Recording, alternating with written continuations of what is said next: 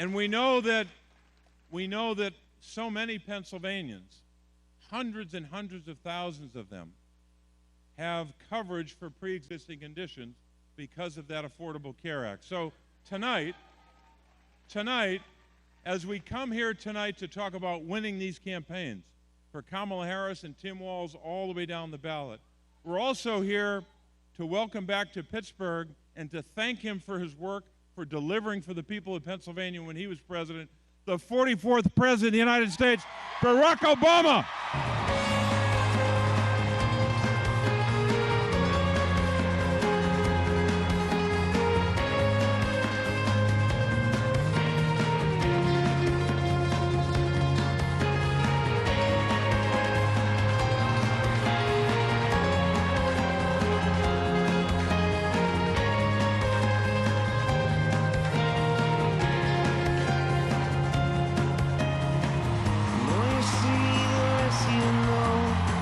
Less you find out as you go, I knew much more then than I do now. Neon heart take. Hello, Pittsburgh! Are you fired up?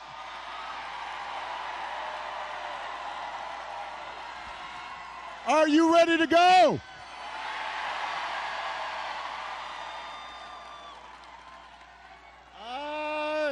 It is good to be back in Pennsylvania. It is good to be back in Pittsburgh. I love Pittsburgh.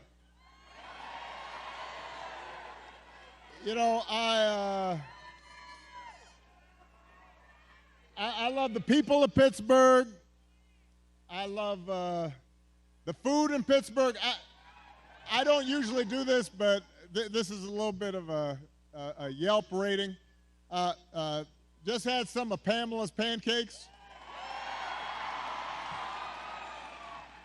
I first had those like 10, 15 years ago when I was running, and I was all like, I need some of those pancakes this time out. And even though I'm from Chicago, some of you may know when I was a kid, I was a Steelers fan. So, and watching the Steelers this season, it seems I'm not the only guy from Chicago who likes being in Pittsburgh, because so far Justin Fields is doing pretty good. Now, before we get started, we have a little bit of work to do here. All right, so I want everybody to be, just settle in. We got some work to do. Before we get started, I did want to say that we are, heartbroken about the loss of life in Florida, North Carolina, states across the Southwest. We are thinking about people, families whose lives have been upended by the storms over the last couple of weeks.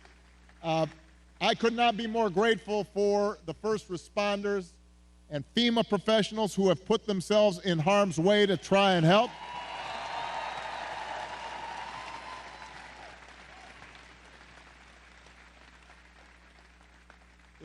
It's times like this when you realize having honest, competent leadership in government really matters. It makes a difference.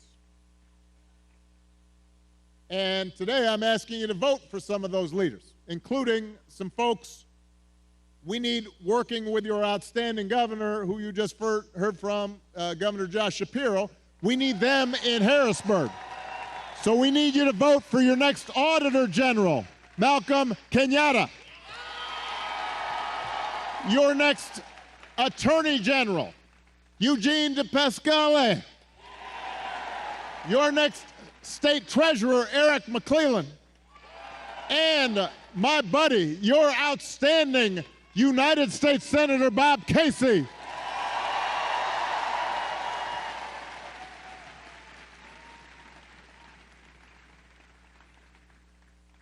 Now, here in Pennsylvania, there are 3 ways to vote. You can vote early, in person, at the county election office or at a satellite office. You can also vote by mail. And if you need to figure out how to do that, just go to iwillvote.com PA to find a place to vote early or to request a ballot. And of course, you can vote at your polling place on Election Day, November 5th. But if you're at this rally, let's face it, you're probably voting unless you are 12. So you also have to help your friends and family make a plan to vote. And even if you're 12, you can do that.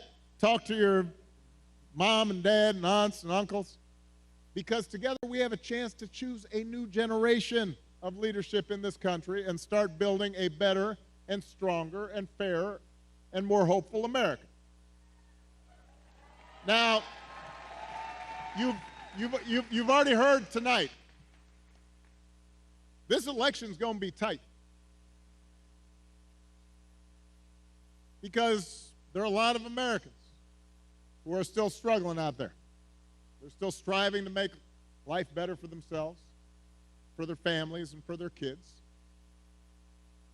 And let's face it, as a country, we've been through a lot these last few years. We had a historic pandemic wreaking havoc on communities and businesses. Disruptions from the pandemic then caused prices to spike, and that put a strain on family budgets. And in many ways, it's felt like the aspirations of working people have taken a back seat to the priorities of the rich and the powerful. So I get it, why people are looking to shake things up. I mean, I am the hopey-changey guy. So I understand people feeling frustrated and feeling we can do better. What I cannot understand is why anybody would think that Donald Trump will shake things up in a way that is good for you, Pennsylvania. I don't understand that.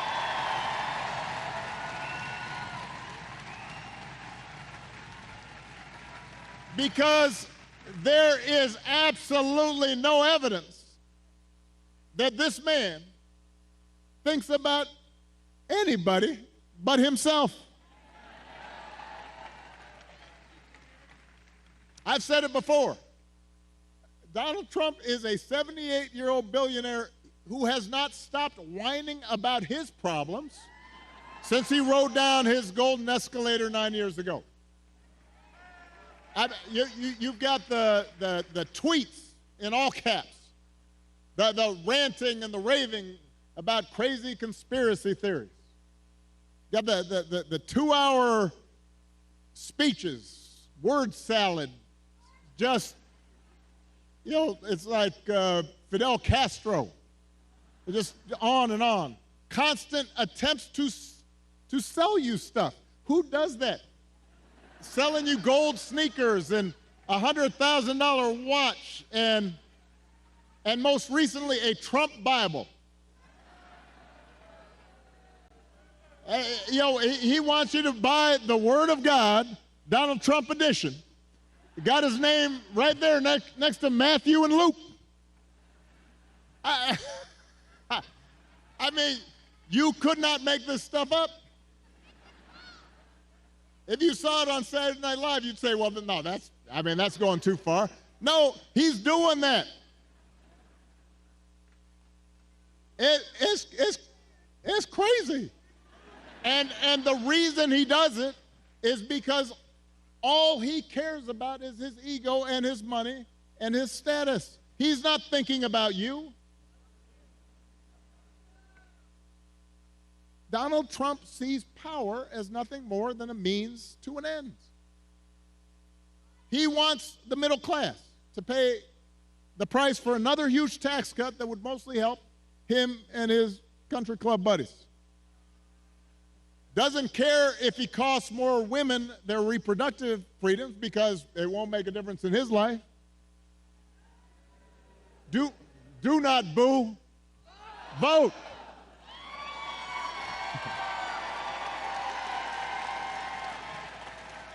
They can't hear your boos, but they can hear your votes.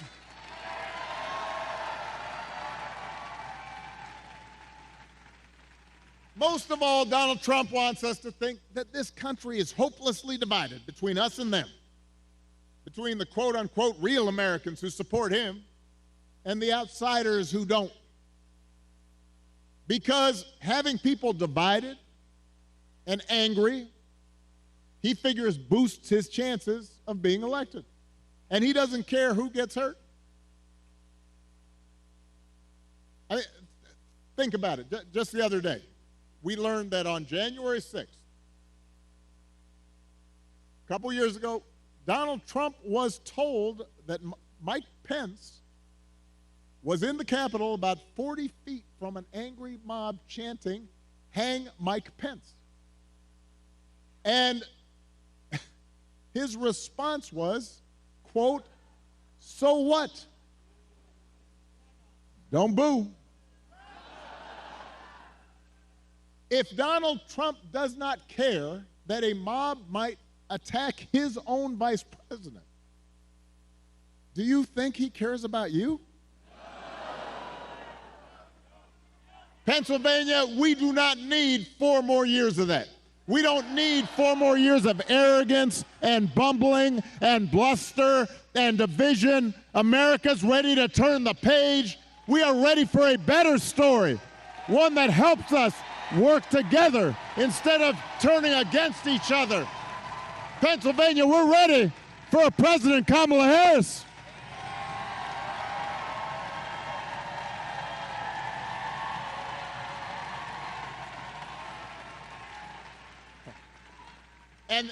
And the good news is Kamala Harris is ready to do the job.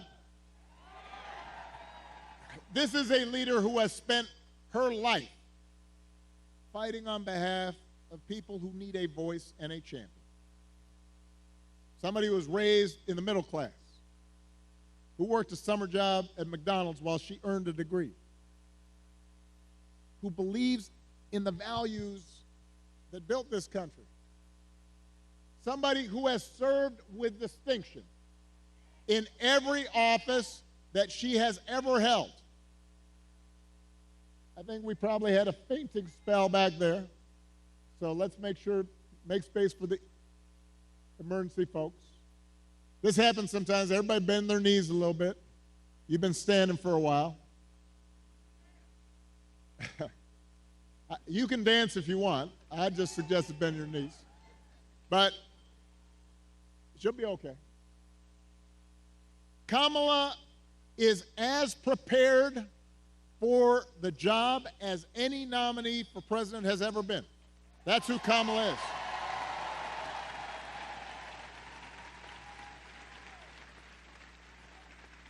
And in the White House, she will have an outstanding partner in Governor Tim Walz. Tim is a veteran. He is a teacher. He's a coach. He's a hunter. He's been a great governor working with Democrats and Republicans to get stuff done. He can also take a vintage truck apart and put it back together again. You think Donald Trump can do that? For that matter, do you think Donald Trump has ever changed a tire in his life? No. I'm just trying to picture it. No. The point is, if you elect Kamala and Tim, they won't be focused on their problems, they'll be focused on yours. They understand that too many folks here in Pennsylvania and across the country are struggling to pay the bills.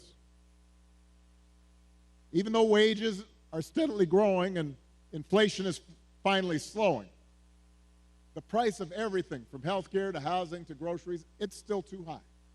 And that takes a real bite out of paychecks. It hurts. So the question is, who's really going to do something about it? That's what you should be asking yourself. Now, Donald Trump's plan is to do what he did last time, which was give another massive tax cut to billionaires and big corporations.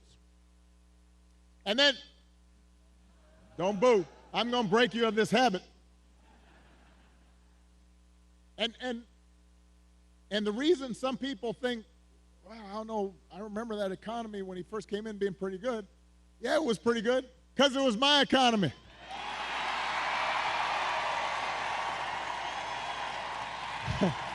We had 75 straight months of job growth that I handed over to him. It wasn't something he did. I had spent 8 years cleaning up the mess that the Republicans had left me the last time. So just in case everybody has a hazy memory, he didn't do nothing except those big tax cuts. His other big economic plan now is to slap tariffs on everything, from food to TVs. Now, understand what tariffs are. Anything that's coming from that's made elsewhere and comes here, you slap extra money on top of it. And if other countries are cheating, in some cases, it makes sense because you want to have a fair playing field. But what he's proposing is basically a Trump sales tax that could cost the average family almost $4,000 a year.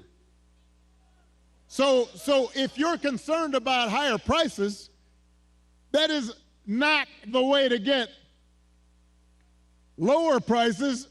That's going to come out of your pockets. You think prices are high now? Donald Trump's message basically is, you ain't seen nothing yet. All right, so that's, as far as you can tell, that's his plan, right? Because it's not written down anywhere. When it comes to health care, you heard it in the debate. Donald Trump's got one answer: ending the Affordable Care Act that 45 million people rely on.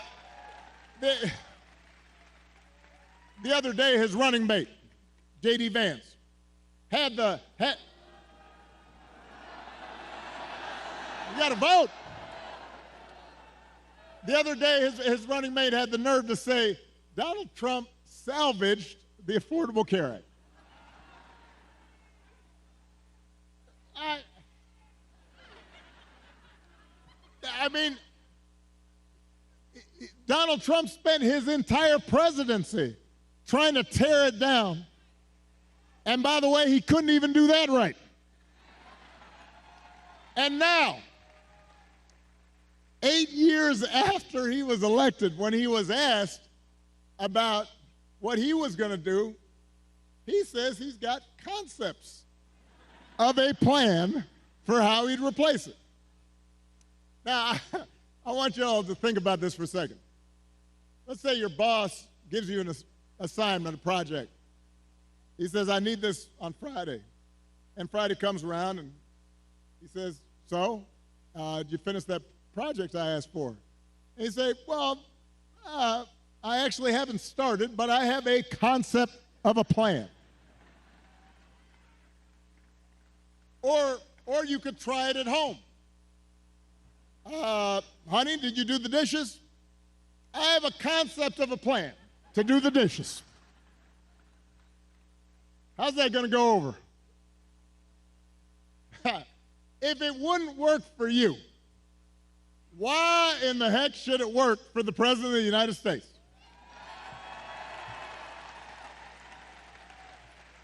But the good news is, Kamala Harris, she doesn't have concepts for a plan. She has an actual plan to make your life better.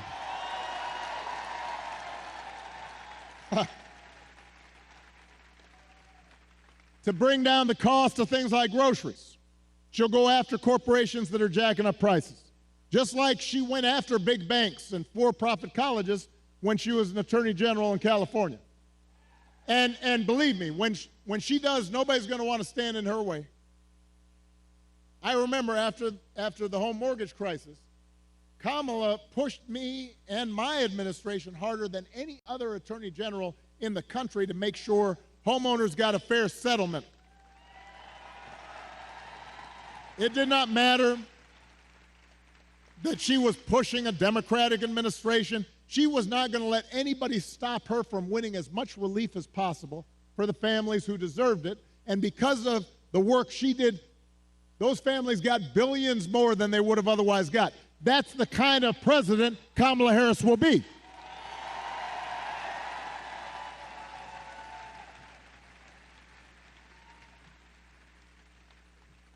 To lower housing costs, Kamala will cut red tape and work with governors like Josh Shapiro, as well as the private sector, to build 3 million new homes. And she'll give first-time home buyers up to $25,000 to help with the down payment. Plans, concrete plans. And for a lot of folks, that could be the difference between watching their dreams pass them by or finally owning a place of their own. To lower health care costs, Kamala already worked with Joe Biden to take on the drug companies and bring down the cost of insulin and hearing aids and more than 50 prescription drugs. And as president, she will never stop working to limit out-of-pocket costs and protect your care. That's who Kamala is. She's got a track record of doing it. And here's a big one. Instead of giving more tax breaks to billionaires and raising prices on working families, Kamala will give a tax cut to 100 million middle class and working people here in America.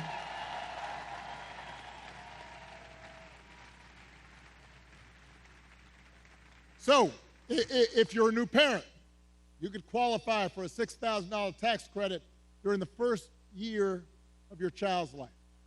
Because I don't have to tell a lot of you, raising kids is hard. And she wants to make it easier to afford stuff like a crib or a car seat or diapers. I remember buying diapers. I remember the first time I went in the store right after Malia was born. I was like, what? That's how much diapers cost?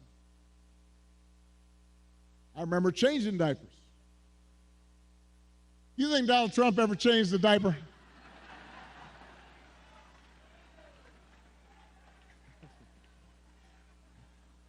Yeah.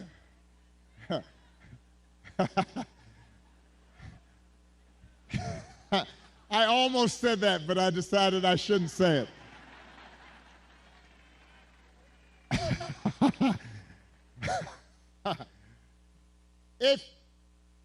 If you're starting a small business, Kamala Harris will give you a $50,000 tax credit to help you get it off the ground. That's who Kamala Harris is. That's what she stands for. So with Kamala, you've got actual plans. Trump, concepts of a plan.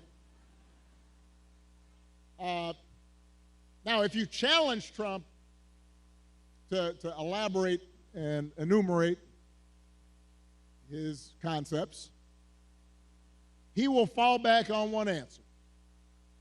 J.D. Vance does the same thing. Doesn't matter what the issue is, housing, health care, education, paying the bills.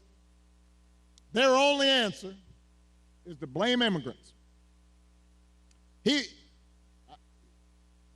want you to believe that if you let Donald Trump round up whoever he wants, by the way, and ship them out, all your problems will be solved. Now, we've got real issues at the border. We are a nation of laws and a nation of immigrants. We have to make sure it's fair. There are communities at the border that can be overrun. We've got to actually solve a problem. But when I hear Donald Trump talking, I've got one question. As I recall, Donald Trump was president for 4 years. And if rounding up and deporting millions of desperate people and building the beautiful wall, and didn't matter whether some of those folks you rounded up were women and children. If that's the answer to everything, well, why didn't you solve the problem? Why were the number of immigrants basically the same when you left office as when you took office? I'll tell you why. Because he didn't have a real plan. He had talking points. He had concepts of a plan. And the plan was mean and ugly. And it was designed to enhance his politics and make people angry, not to solve the problem.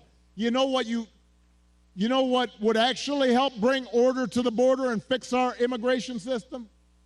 The bipartisan deal that Kamala Harris supported, even though it was written by one of the most conservative Republicans in Congress,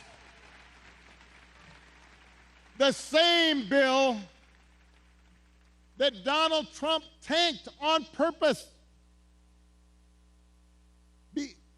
because he thinks fear-mongering is how he's going to win this election. He told Republicans, even the ones who had originally supported, don't vote for it, because he doesn't want the problem solved.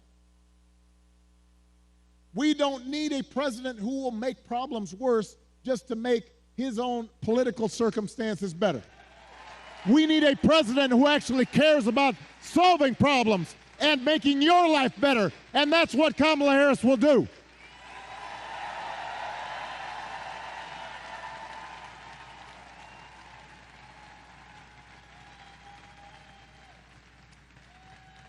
And to help her do it, she will need a Senate full of serious public servants like Bob Casey.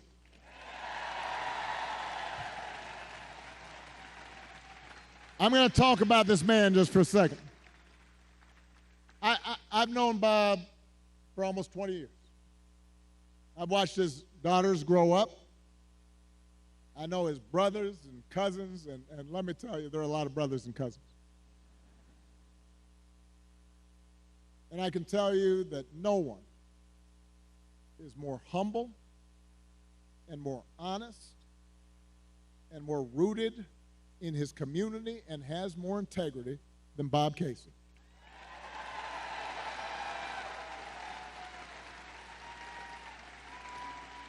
You know, in Washington,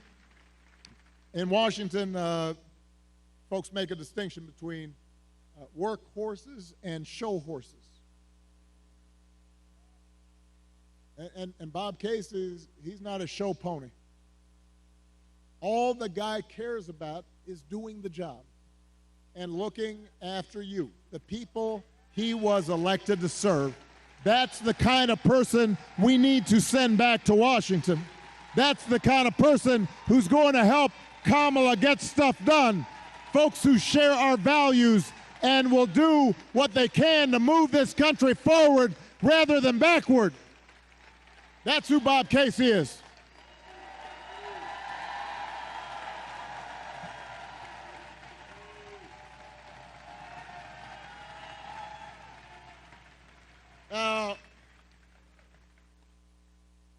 One of those values is freedom. And during election time, there are a lot of flags and there's a lot of talk about freedom. So let me talk about that just for a second. Because I don't think we've ever had an election with candidates who understand freedom more differently.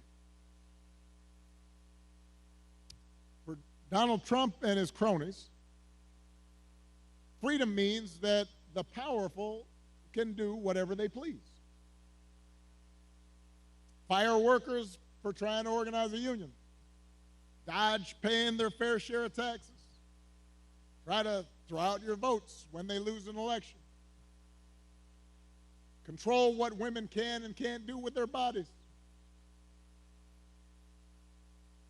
In other words, for Trump, freedom is getting away with stuff.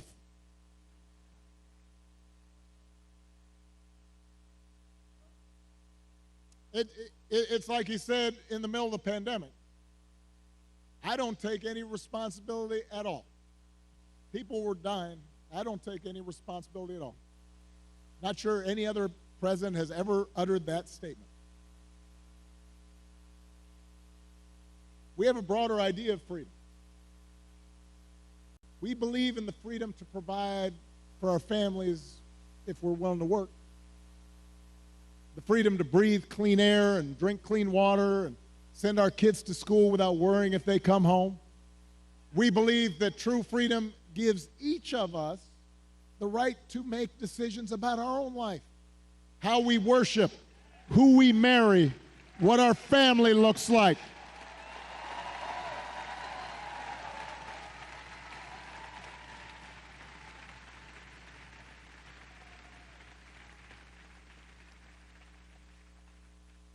And real freedom also means that we're going to disagree on how each of us should live our lives. And we have to respect other people's views on these issues. You know, I've always said there are good people of conscience on both sides of the abortion divide. I respect anyone whose faith tells them that it isn't something they support. But if we believe in freedom, then we should at least agree that such a deeply personal decision should be made by the woman whose body is involved and not by politicians.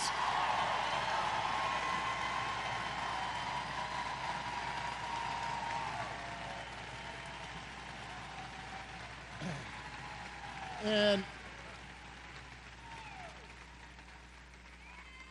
it has been fascinating to watch Donald Trump just tie himself into a pretzel on this issue. I mean, when he ran for president the first time, he said he would support punishing women who got an abortion. That's what he said. Thank you. Now, well, a couple weeks ago, what did he say? He said, "Don't worry, women, I'll be your protector. I'll tell you how he protected you."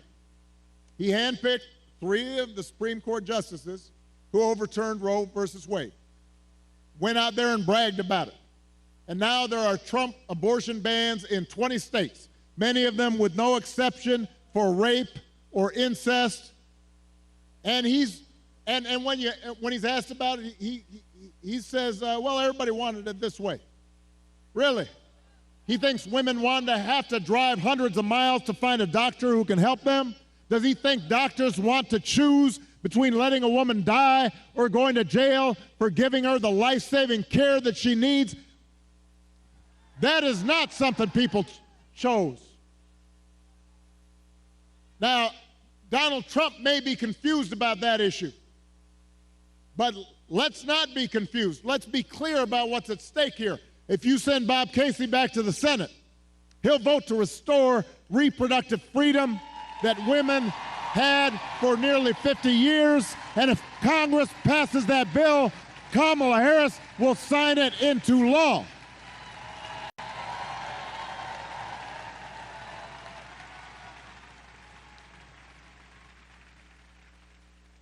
Because they understand that freedom is about being able to make the right choice for ourselves and our families. It's about recognizing that other people have the freedom to make their own choices, even if they're different from ours. And it's an example of how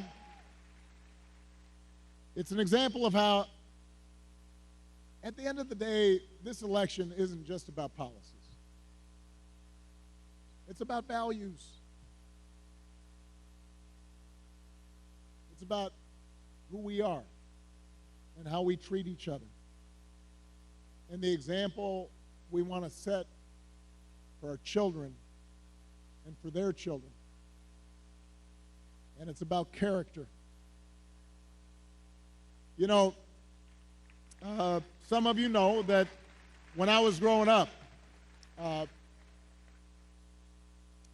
didn't have a father in the house. But I did have plenty of people around me. Stepfather, grandparents, teachers, coaches, and most of all my mom, who taught me the difference between right and wrong, who showed me what it meant to have integrity and to be honest and to be responsible and to work hard and to treat other people like we wanted them to treat us.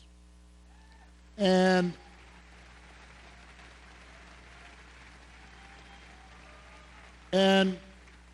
I had a bunch of role models out there who helped raise me to become a man, and I made mistakes, and sometimes I didn't live up to those values that had been taught the way I should have, and I was checked and I was corrected, and I internalized those values, and I tried to live up to them. And I suspect most of you grew up the same way. And you know, that process of trying to live out your best self, trying to live out your values, that doesn't stop after the age of 20 or 21. It keeps going. And as I got older, I continued to benefit from friends like Bob Casey and Josh Shapiro and others who would reinforce those values and who I didn't want to disappoint. And obviously my wife and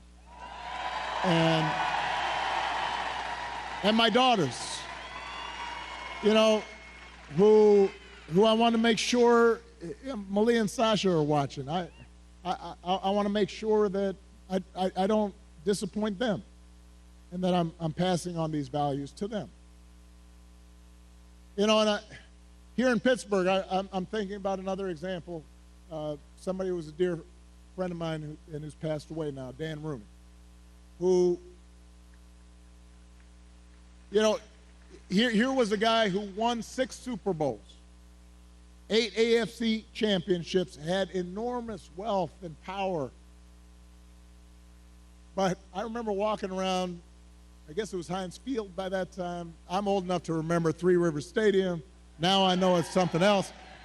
But Dan knew the name of every single person in the Steelers organization. You know, we'd pass by a custodian and he'd say, "Hey, Jimmy, how you doing? How's the family?" All the front office staff, he cared about them. He used his influence to get more black and brown head coaches hired in the NFL. He gave back to his community. He was known for his integrity. He helped support the peace process in Northern Ireland, became my ambassador to Ireland, and continued to help encourage people who were so far apart to come together. He had character. That's what I think about so much these days, because it's so different from what we see out of the Republican nominee. And it's been one of the most disturbing aspects of this election season about Trump's rise in politics, is how we seem to have set aside the values that people like Dan stood for and Bob stood for and that I was taught, and those didn't used to be Republican Democratic values. I mean, it used to be we'd have arguments about tax policy or foreign policy, but we didn't have arguments about whether you should tell the truth or not. We didn't make excuses for people who just violated basic norms of treating people fairly and with respect. I mean, just last week, I talked about this. We had one of the deadliest hurricanes in American history. the beautiful town of Asheville, North Carolina, one of my favorite places in the country. Spent time there, amazing people, devastated, hundreds of people killed. And President Biden and Vice President Harris were down there meeting with local officials and comforting families, asking how they could help. And Donald Trump at a rally just started making up stories about the Biden administration withholding aid from Republican areas and siphoning off aid to give to undocumented immigrants. Just made the stuff up. Everybody knew it wasn't true. Even local Republicans said it was not true. And now the people of Florida are dealing with another devastating storm. And I want you to watch what happens over the next few days, just like the last time. You're going to have leaders who try to help, and then you have a guy who will just lie about it to score political points, and this has consequences. Because people are afraid, and they've lost everything, and now they're trying to figure out, how do I apply for help? And some of them may be discouraged from getting the help they need. The idea of intentionally trying to deceive people in their most desperate and vulnerable moments. And my question is, when did that become okay? I'm not looking for applause right now. I want to ask Republicans out there, people who are conservative, who didn't vote for me, who didn't agree with me. I had friends who disagreed with me on every issue. When did that become okay? Why would we go along with that? I mean, if your coworkers acted like that, they wouldn't be your coworkers very long. If you're in business and somebody you're doing business with just outright lies and manipulates, you stop doing business with them. Even if you had a family member who acted like that, you might still love them, but you tell them you got a problem. And you wouldn't put them in charge of anything. And yet, when Donald Trump lies or cheats or shows utter disregard for our Constitution, when he calls POWs losers or fellow citizens vermin, people make excuses for it. They think it's okay. They think, well, at least he's owning the libs. He's really sticking it to them. It's okay as long as our side wins. And by the way, I'm sorry, gentlemen, I've noticed this especially with some men who seem to think Trump's behavior, the bullying and the putting people down, is a sign of strength. And I am here to tell you that is not what real strength is. It never has been.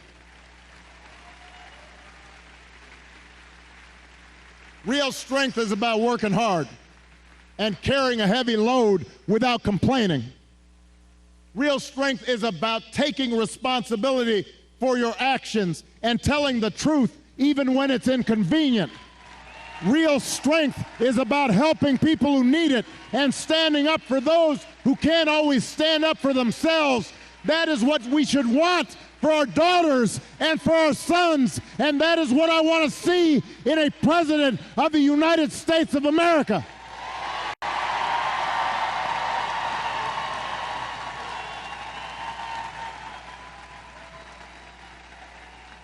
And the good news is that you have candidates to vote for in this election that demonstrate that kind of character, who know what real strength looks like, who will set a good example and do the right thing and leave this country better than they found it. So, Pennsylvania, that is the choice in this election. It's not just about policies that are on the ballot. It is about values, and it is about character. So whether this election is making you feel excited or scared or hopeful or frustrated or anything in between, do not just sit back and hope for the best. Get off your couch and vote. Put down your phone and vote. Grab your friends and family and vote. Vote for Kamala Harris as the next president of the United States. Vote for Tim Walz as the next vice president of the United States. Vote for Bob Casey and this whole incredible Pennsylvania Democratic ticket. Help your friends and family members and neighbors and co-workers do the same, because if enough of us make our voices heard, we will leave no doubt about the election outcome. We'll leave no doubt about who we are and what America stands for.